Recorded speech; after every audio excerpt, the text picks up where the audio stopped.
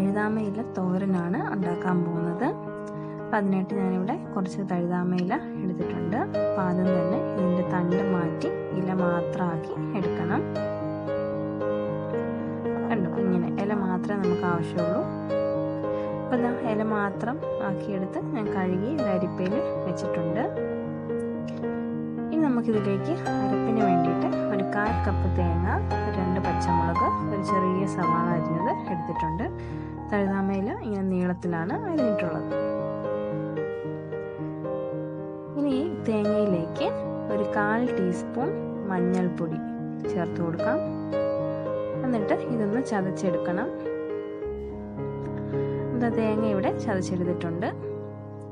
ഈ തേങ്ങ മിക്സിയിൽ ചതച്ചിട്ട് ആ ജാറിൽ കുറച്ച് വെള്ളം കൂടി ഒഴിച്ചിട്ട് അതെടുത്ത് വെച്ചിട്ടുണ്ട്. നമുക്ക് ആവശ്യമുണ്ട്. ഇനി ഒരു ചീനച്ചട്ടി വെച്ച് വെളിച്ചെണ്ണ ഒഴിച്ച് ചൂടാക്കി ഇതിലേക്ക് 1/4 ടീസ്പൂൺ കടുക് ചേർത്ത് കൊടുത്തിട്ടുണ്ട്. കടുക് ഒന്ന് പൊട്ടി വരട്ടെ.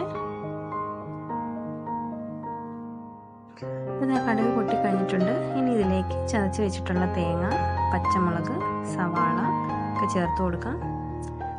അരിഞ്ഞു വെച്ചിട്ടുള്ള തഴുതാമയും ചേർത്ത് കൊടുക്കാം. ഇതിലേക്ക് ആവശ്യത്തിനുള്ള ഉപ്പ് കൂടി ചേർത്ത് കൊടുക്കാം. നമ്മൾ മുമ്പേ മാറ്റി വെച്ച വെള്ളം അത് ഇതിലേക്ക് ഒഴിച്ചു കൊടുക്കാം.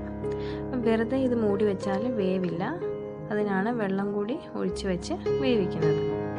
ഇനി വെള്ളമൊക്കെ വറ്റി ഇലയൊക്കെ വെന്ത് വരട്ടെ, അതുവരെ ഒന്ന് മൂടി വെക്കാം. അപ്പോൾ നമ്മളുടെ തഴുതാമ തോരൻ ഇവിടെ റെഡി ആയിട്ടുണ്ട്. ഇത് ഉണ്ടാക്കിയെടുക്കാൻ വളരെ ഈസിയാണ്. നല്ല ടേസ്റ്റുള്ള ഒരു തോരനാണ്. ഇഷ്ടമുള്ള എല്ലാവരും ട്രൈ ചെയ്ത് നോക്കണം.